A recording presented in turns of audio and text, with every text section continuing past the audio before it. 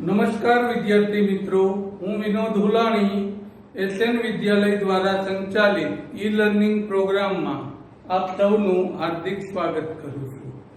આપણે આગળના ભાગમાં ઝેડ એમ અને એક્સ બાર વચ્ચેનો સંબંધ ત્રણમાંથી બે માહિતી આપી હોય ત્રીજી કેવી રીતે મેળવવી એ શીખી ગયા હતા. હવે એવા જ અલગ અલગ પ્રકારના થોડા ટૂંકા પ્રશ્ન આગળ ગણીએ.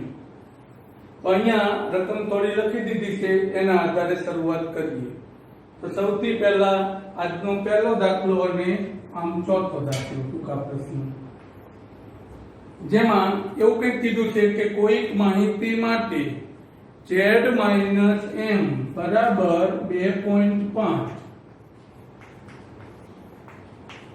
x બાર બરાબર 20, મધ્યક 20 આપેલો છે.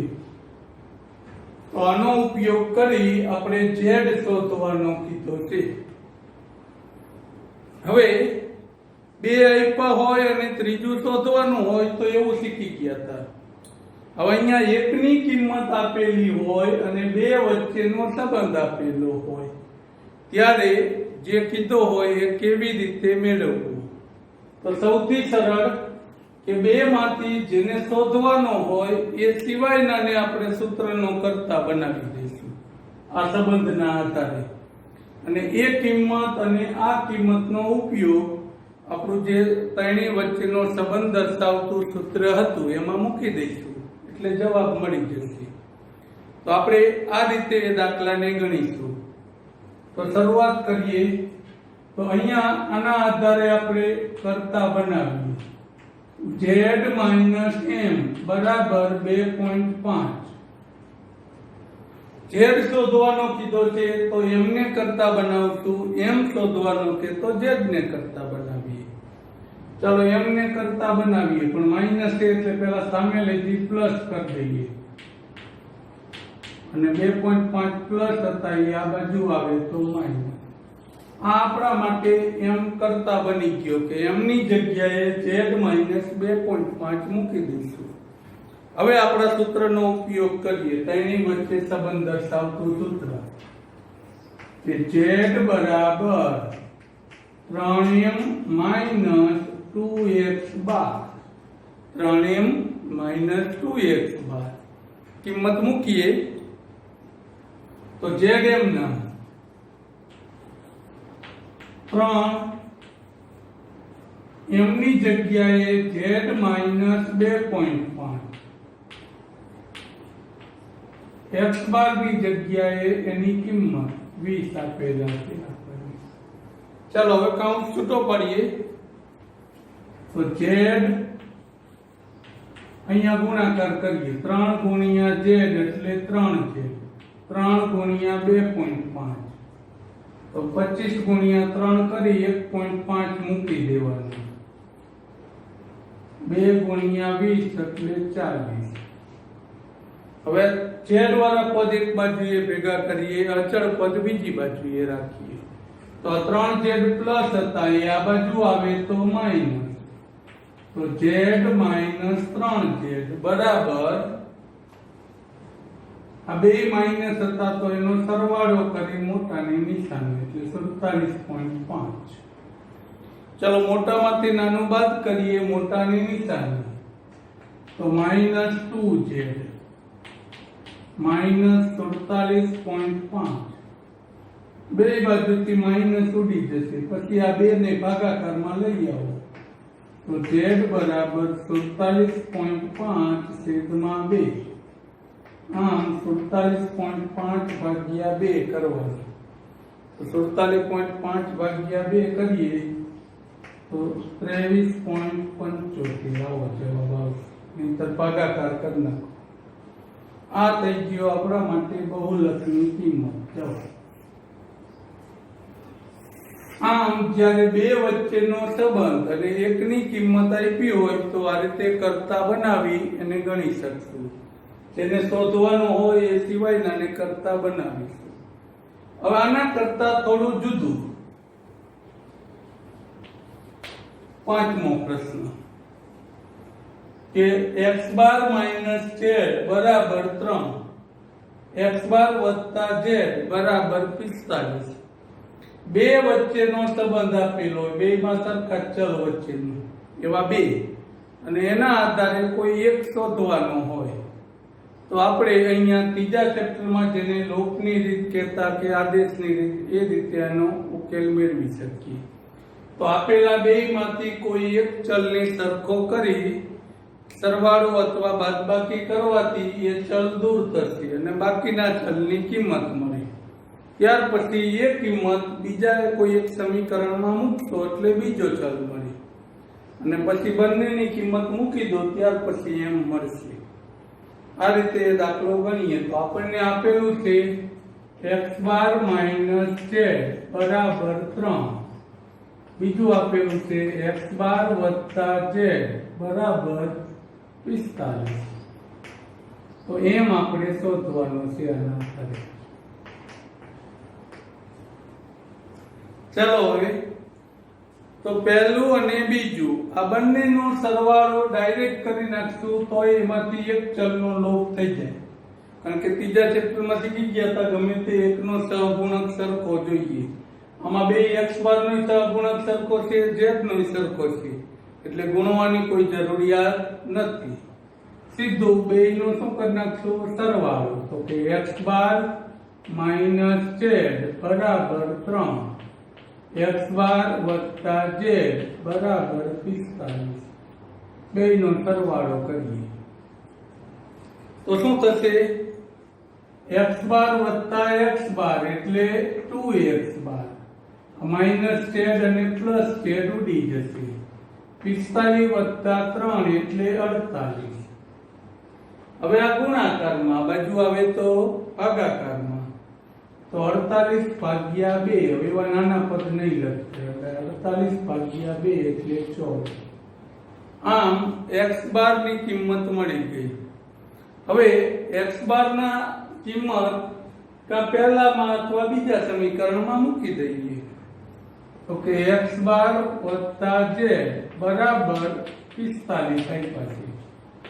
આની જગ્યાએ 24 મૂકી દો તો આ બાજુ પ્લસ, આ બાજુ આવે તો માઇનસ.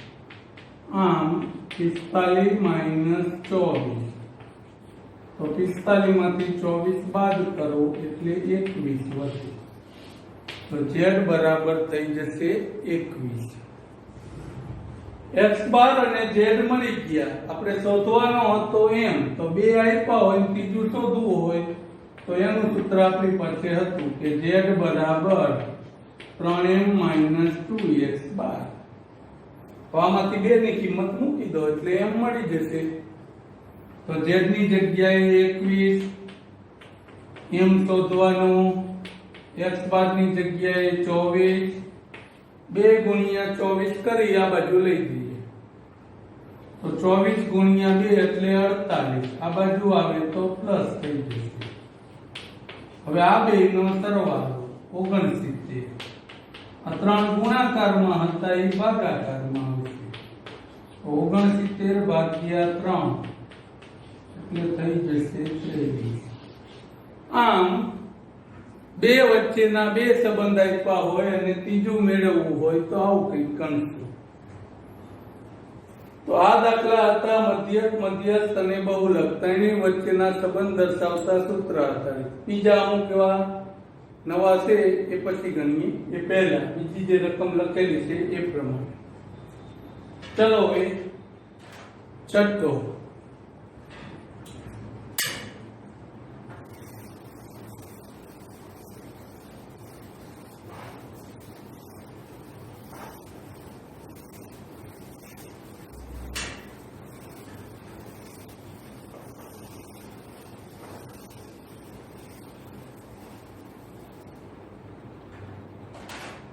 છઠ્ઠો પ્રશ્ન 6, 7, 8, 9 આ બધા પ્રશ્ન એવા છે કે જે 9મા ધોરણ આધારિત છે. કે મધ્યક આપ્યો હોય ને કોઈ સંખ્યા ન આપી હોય, અવર્ગીકૃત માહિતી, તો એને કેવી રીતે ગણવું, ભૂલથી લેવાયેલ અવલોકન વાળો દાખલો હોય તો એમાં શું કરવું, એવા દાખલા. તો છઠ્ઠો દાખલો કે જેમાં એમ કે છે 8, 6, x, 5, 13 અને 12 નો મધ્ય 8 હોય તો x ની કિંમત ખાલી જગ્યા થાય. તો આ માહિતી થશે અવર્ગીકૃત. અને અવર્ગીકૃત માહિતીનો મધ્યક શોધવાનું સૂત્ર સંકેતમાં લખવું હોય તો x બાર બરાબર સિગ્મા xi છેદમાં n આવું લખવું. અને શબ્દમાં લખવું હોય તો અવલોકનનો સરવાળો છેદમાં અવલોકનની કુલ સંખ્યા. અવલોકનનો સરવાળો છેદમાં અવલોકનની કુલ સંખ્યા. ચલો હવે સૂત્રમાં કિંમત મૂકીએ તો મધ્યક આપેલો છે 8. હવે જે આપેલા છે અવલોકનો બધા લખતા જઈએ. 8 વત્તા 6 વત્તા x વત્તા 5 વત્તા 12 13 વત્તા 12 આખાના છેદમાં સંખ્યા કુલ 6 અવલોકન હતા તો છેદમાં 6 મૂકી. હવે આનું સાદુરૂપ આપી x મેળવવાનું થશે આપણે. તો સૌથી પહેલા 6 ભાગાકારમાં આ બાજુએ આવી જાય તો ગુણાકારમાં. હવે અહીંયા આ x એમ નામ રહેશે, બાકીના બધાનો શું કરી નાખશું? સરવાળો. તો x સિવાયની બધી સંખ્યાનો સરવાળો થશે. તો x સિવાયની સંખ્યાનો સરવાળો કરીએ તો 12 ને 13 25 ને 5 30 30 ને 8 38 38 ને 6 44. આમ x સિવાયની સંખ્યાનો સરવાળો 44 થશે. હવે આ બેનો ગુણાકાર પછી આ પ્લસ હતા આ બાજુ આવે તો માઈનસ. બાદબાકી કરી નાખીએ 4 વધશે. આમ આપણા માટે x નો જવાબ થશે 4. તો x બરાબર 4. હવે ભૂલથી લેવાયેલું અવલોકન. દાખલા તરીકે એમ કહેશે કે 50 વિદ્યાર્થીના ગુણનો મધ્યક 60 છે. એક વિદ્યાર્થીના ગુણ 68 ને બદલે 86 લેવાઈ ગયા છે. તો સુધારેલો સાચો મધ્યક શોધો. 50 વિદ્યાર્થીના ગુણનો મધ્યક આપેલો છે, વિદ્યાર્થી અવલોકનની સંખ્યા આપેલી છે. તો આના આધારે એના કુલ ગુણ મળી જાય. પછી ત્યાર પછી એમાં એક વિદ્યાર્થીના જે ખોટા ગુણ લેવાઈ ગયા એ બાદ કરી દેવાના, સાચા ગુણ શું કરી દેવાના? ઉમેરવાના. અને પછી એ સાચો જે સરવાળો મળે એનો મધ્યક શોધવાનો રહેશે આપણે. તો આને આપણે એક અલગ અલગ ભાગ કરીને સમજાવું છું, નહીતર પછી એક આખું સૂત્ર આપી દઈશું, એમાં કિંમત મૂકી સીધો ગણી નાખશું. તો સૌથી પહેલા કે 50 વિદ્યાર્થી એટલે n બરાબર 50, મધ્યક આપેલો છે 60. આ બે વસ્તુ આપેલી છે. આના આધારે એનો સિગ્મા xi મળી જશે. પછી કીધું એમ ખોટું અવલોકન બાદ કરી સાચું અવલોકન ઉમેરી નવો સિગ્મા xi મેળવીશું અને પછી ત્યારબાદ નવો મધ્યક મેળવીશું. તો સૌથી પહેલા આપણું સૂત્ર આવું હતું, x બાર બરાબર સિગ્મા xi છેદમાં n. આના ઉપરથી સિગ્મા xi ને કરતા બનાવો કે સિગ્મા xi બરાબર શું થઈ જશે? x બાર ગુણ્યા n. આ પદ લખ્યા વગર સીધું સિગ્મા xi ને કરતા બનાવી લખી દીધું સૂત્ર. n ભાગાકારમાં તો એ ગુણાકાર. તો x બાર એટલે 60, n એટલે 50. 60 ગુણ્યા 50 કરવાના એટલે થશે 3000. આ આપણા માટે અવલોકનનો કુલ સરવાળો એટલે કે બધા વિદ્યાર્થીના ગુણનો સરવાળો સિગ્મા xi 3000 છે. પણ આ 3000 જે સરવાળો મળ્યો એમાં એક વિદ્યાર્થીના ગુણ 68 ને બદલે 86 લેવાઈ ગયા છે. તો આમાંથી 68 ને બદલે 86 લેવાઈ ગયા. આ લેવાઈ ગયું એ ખોટું અવલોકન. લેવાનું કયું હતું? 68. એટલે 68 એ સાચું અવલોકન થશે. તો હવે આપણો સાચો સિગ્મા xi મેળવવા માટે આ જે સરવાળો આવ્યો એમાં સાચું અવલોકન ઉમેરવું પડશે અને ભૂલથી લેવાઈ ગયેલું અવલોકન એટલે કે ખોટું અવલોકન શું કરવું પડશે? બાદ કરવું પડશે. તો આ સિગ્મા xi ના આધારે સાચો સિગ્મા xi મેળવીએ અથવા સુધારેલો સિગ્મા xi જે લખો એ. તો સાચો સિગ્મા xi બરાબર જૂનો સિગ્મા xi માઈનસ પ્લસ સાચું અવલોકન માઈનસ ભૂલથી લેવાયેલ અવલોકન. સાચું અવલોકન ઉમેરવાનું, ભૂલથી લેવાયેલું અવલોકન બાદ કરવાનું. તો સિગ્મા xi હતો 3000 વત્તા સાચું અવલોકન હતું 68, ભૂલથી લેવાયેલું અવલોકન હતું 86. તો 3000 વત્તા 68 એટલે 3068 થશે. એમાંથી 86 બાદ કરજો. 3068 માંથી 86 શું કરવાના થશે? બાદ. 8 માં 6 દે 2 10 કો લઈને 16 માંથી 8 થાય તો 8. 0 ના અહીંયા કણ 9 આવશે એટલે 9 અને 2 વચ્ચે 29 82 આવો આવશે. તો આ આપણને સાચો સિગ્મા xi મળ્યો. હવે સાચો મધ્યક અથવા સુધારેલો મધ્યક જે લખો એ. સાચો મધ્યક x બાર બરાબર, તો સાચો સિગ્મા xi છેદમાં n.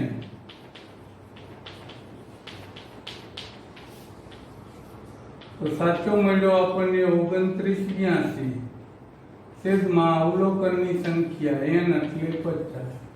હવે 50 વડે આનો ભાગાકાર કરવાનો થશે. તો 50 વડે ભાગાકાર ન કરવો હોય તો એક પોઈન્ટ મૂકી 5 વડે ભાગાકાર અથવા બીજી ટૂંકી રીત.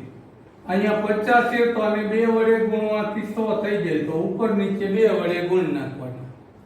હવે 2 ગુણ્યા 2 એટલે 4, 8 તો 16, 9 દુ 18 ને 1 19, 2 દુ 4 ને 1 5 છેદમાં 100 આવું થઈ ગયું. એક પોઈન્ટ 2 પોઈન્ટ મૂકી ભાગાકાર કરો તો આ જ જવાબ આવશે.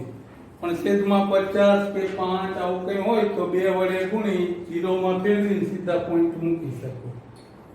હવે આ રીતે આમ છૂટું છૂટું ન ગણવું હોય તો મધ્યક શોધવા માટે સાચો મધ્યક જ્યારે ભૂલથી લેવાયેલ અવલોકનનો દાખલો હોય ત્યારે આપણે આનો ઉપયોગ કરીશું. આ 3 ભાગ હતા એને એકમાં ભેગા કરી દીધા છે. બીજું કાંઈ નથી, નવું સૂત્ર હતું કે સાચો મધ્યક બરાબર x બાર ગુણ્યા n વત્તા સાચું અવલોકન માઈનસ ભૂલથી લેવાયેલ અવલોકન આખાના છેદમાં n. આ યાદ રાખવાનું. આ ત્રણેય ભાગને ભેગા કરી સીધી વસ્તુ લખી દઈએ છીએ. x બાર ગુણ્યા n વત્તા સાચું અવલોકન માઈનસ ભૂલથી લેવાયેલ અવલોકન છેદમાં n. હવે x બાર એટલે રકમમાં જોઈને મૂકતા જઈએ 60 ગુણ્યા 50 વત્તા સાચું અવલોકન 68, ભૂલથી લેવાયેલ અવલોકન 86 છેદમાં 50. હવે આ બેનો ગુણાકાર, પછી આની સાથે સરવાળો, એમાંથી આને શું કરવાનું? બાદ. તો આ બેનો ગુણાકાર આવશે 3000 વત્તા 68 માઈનસ 86 છેદમાં 50. આ બેનો સરવાળો અને એમાંથી આ બાદ કરવાના. હમણાં કરેલા જતા સીધા મૂકી દઈએ 2982 ભાગ્યા 50. આનો 50 વડે ભાગાકાર એ પણ આપણે ઉપર લખેલો હતો 59.64. આ રીતે પણ સીધો થઈ. તો આપણે આમાં અહીંયા ગણ્યો તો ખાલી આટલો ભાગ ગણ્યો તો પહેલા. પછી આપણે આમાં સાથે સાચું અવલોકન ને ભૂલથી લેવાયેલ અવલોકન એટલે આ ભાગ ગણ્યો. આ જવાબ મળ્યો પછી એનો n વડે શું કર્યો તો ભાગાકાર. એ ત્રણેય વસ્તુને એકમાં ભેગી કરી દીધી છે. આ રીતે તમે ભૂલથી લેવાયેલ અવલોકનના આધારે એનો દાખલો ગણી શકશો. હવે આગળ 8મો પ્રશ્ન.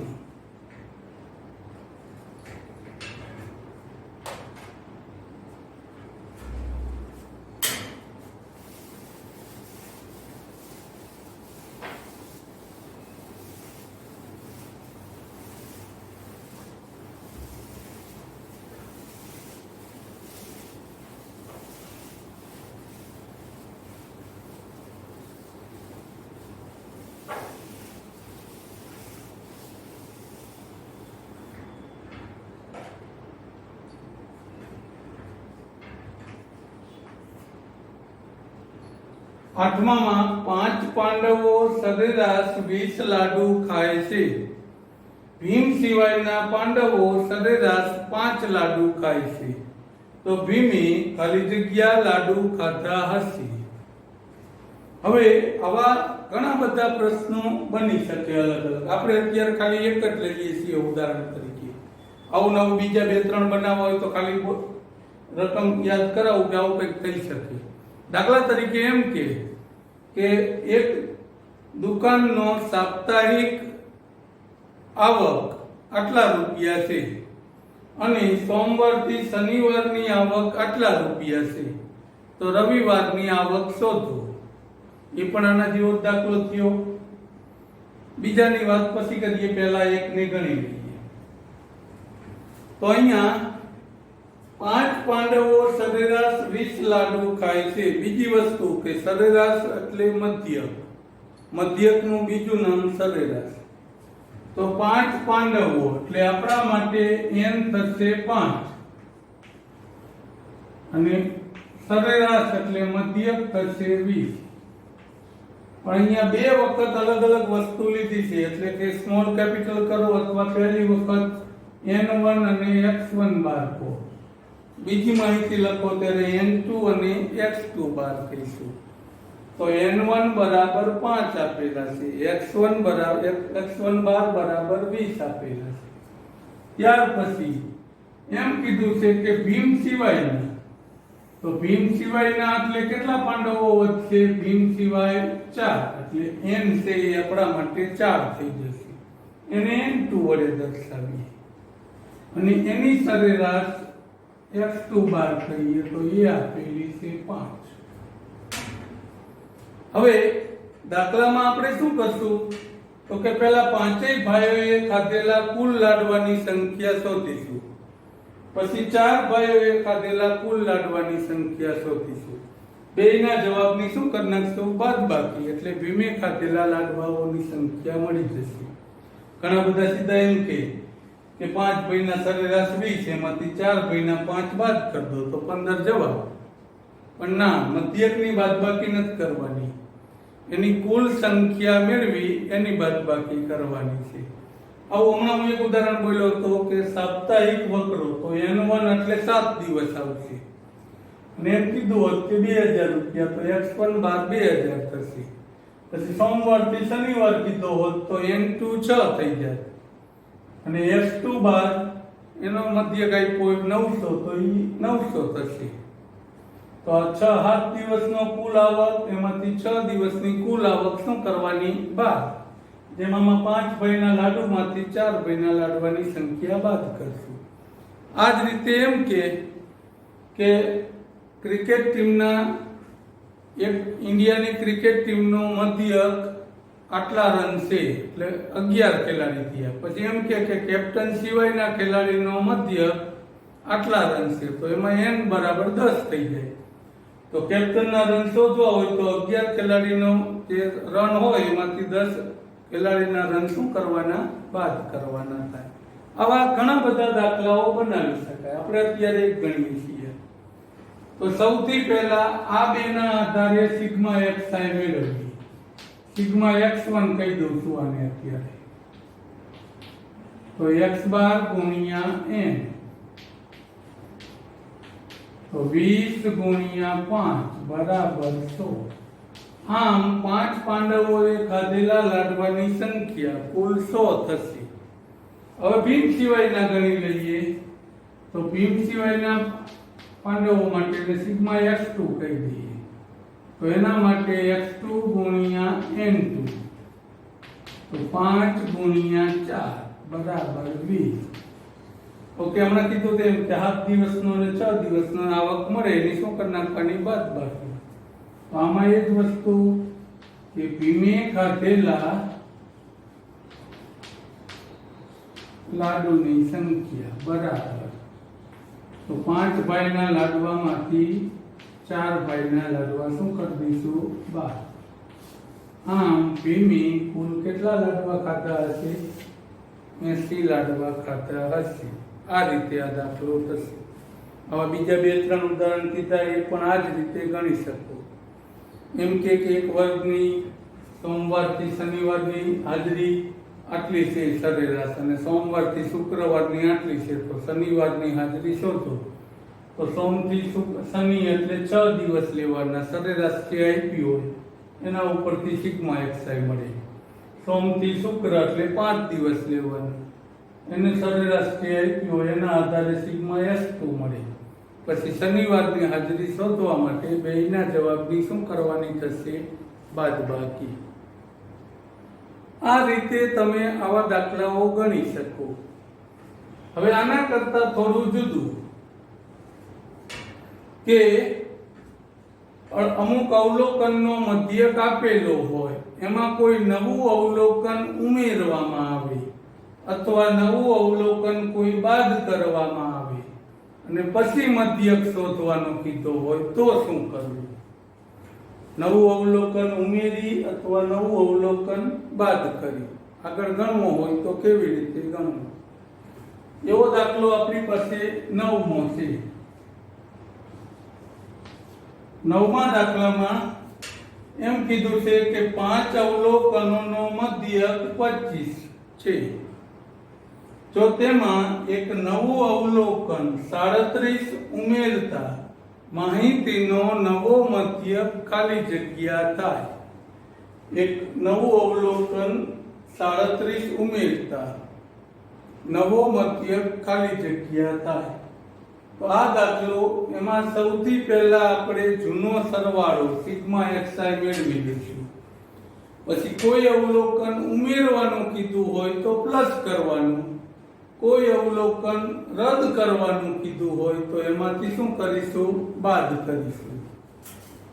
તો ચલો સૌથી પહેલા અવલોકનો 5 એટલે n બરાબર 5 થશે.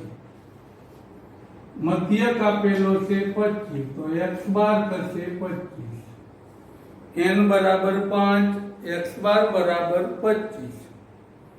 હવે આના આધારે આનો સિગ્મા એક્સઆઈ મળી જશે આપણને. તો સિગ્મા એક્સઆઈ મળશે x બાર ગુણ્યા n એટલે 25 ગુણ્યા 5. 25 ગુણ્યા 5 એટલે કેટલા થઈ જાય? 125. હવે આના આધારે આપણો નવો સિગ્મા એક્સઆઈ અને નવો n મેળવીએ. તો નવો સિગ્મા એક્સઆઈ કેટલો થશે? કે નવો સિગ્મા એક્સઆઈ બરાબર જૂનો સરવાળો 125 હતો, એમાં એક અવલોકન ઉમેરવાનું કીધું છે. કયું કીધું છે? 37. તો આ સરવાળામાં 37 ઉમેરી દઈએ. હવે એનો સરવાળો 5 ની 7 12, એક વધી, 5 ને 1 6, 1 ના 1. હવે જ્યારે અવલોકન ઉમેરીએ અથવા બાદ કરીએ ત્યારે n માં પણ ફેરફાર થશે. પહેલા n કેટલા હતા? અવલોકન 5. હવે નવી એક સંખ્યા ઉમેરી તો +1 કરવાનો, તો નવો n થઈ જશે 6. હવે આ રીતે ધારો કે 2 અવલોકન નવા ઉમેરવાના કીધા હોત તો અહીંયા n માં કેટલા પ્લસ કરવાના? 2. 3 ઉમેરવાના કીધા હોય અલગ અલગ 3 સંખ્યા તો +3 કરીશું. એ જ રીતે એમ કીધું હોય કે એક અવલોકન રદ કરતા 37 રદ કરવાનું કીધું હોય તો આમાંથી આપણે 37 શું કરે? બાદ કરે. તો સામે n માં પણ એક અવલોકનની સંખ્યા શું થઈ જશે? ઘટી જશે. 5 હતા એની જગ્યાએ 4 થઈ જશે. તો ઉમેરતા કે તો પ્લસ કરીશું, રદ કરવાનું કે તો શું કરીશું? બાદ કરીશું. હવે નવો મધ્યક અથવા સાચો મધ્યક. તો મધ્યકનું સૂત્ર હતું સિગ્મા એક્સઆઈ છેદમાં n. આ લખતો નથી. નવો સિગ્મા એક્સઆઈ છેદમાં નવો n. તો 162 ભાગ્યા 6 કરીએ.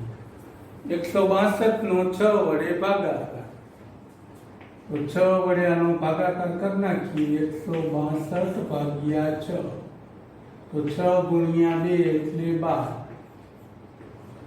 6 સત્તા 42. આમ આપણો જવાબ આવશે 27. આ આપણો નવો મધ્યક થઈ જશે. આ રીતે કોઈ પણ અવલોકન ઉમેરવાનું અથવા અવલોકન રદ કરવાનું કે તો આ રીતે દાખલો ગણીશું. 10મો અને છેલ્લો દાખલો રકમ લખી છે એમાં એમ કે છે કે એક માહિતીનો મધ્યક 84 છે. જો દરેક પ્રાપ્તાંકમાં 3 ઉમેરી 5 વડે ભાગવામાં આવે તો નવો મધ્યક ખાલી જગ્યા થાય. હવે અહીંયા એક બાબત મગજમાં રાખીશું કે કોઈ પણ દરેક પ્રાપ્તાંક ઉપર થતી ક્રિયા એ મધ્યક ઉપર થતી ક્રિયા થશે અને મધ્યસ્થ ઉપર થતી એ ક્રિયા થશે. એટલે જે કીધું હોય એ જ કામ ડાયરેક્ટ મધ્યક ઉપર કરી દેવાનું. સિગ્મા xi કે એવું કંઈ મેળવવાની અહીંયા જરૂર હોતી નથી. અહીંયા એમ કીધું છે કે મધ્યક આપ્યો છે 84. હવે નવો મધ્યક જે શોધવાનો છે કે એ કેટલો થાય તો નવો મધ્યક શોધવા માટે સીધું કીધું એમ મધ્યક હોય કે મધ્યસ્થ કઈ ફેર પડતો નથી. દરેક પ્રાપ્તાંક ઉપર થતી ક્રિયા એ મધ્યક અને મધ્યસ્થ ઉપર થશે.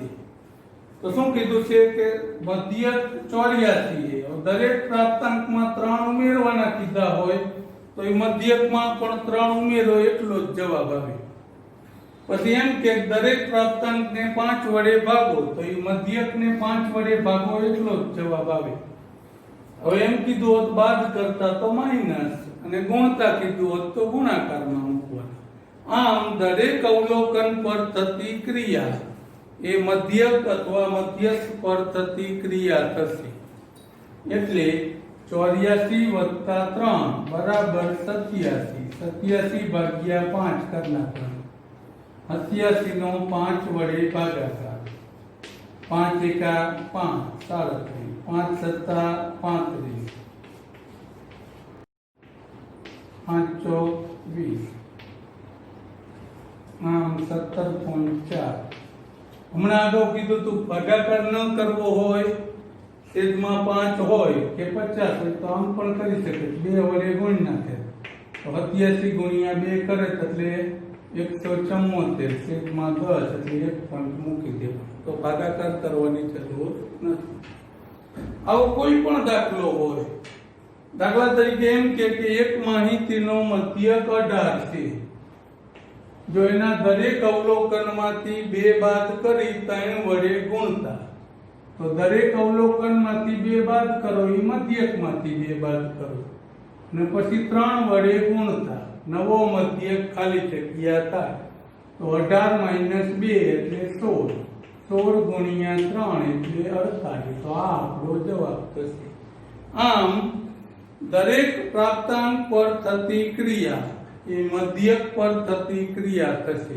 આ જ રીતે મધ્યકની જગ્યાએ મધ્યસ્થ શબ્દ વાપર્યો હોય તો આ જ વસ્તુ થશે. તો અહીંયા આપણે આજનું કામ પૂર્ણ કરીએ. આવા તમને પ્રેક્ટિસ વર્ક કે અન્ય કોઈ સાહિત્યમાં દાખલાઓ મળે તો પ્રેક્ટિસ કરીશું. આભાર.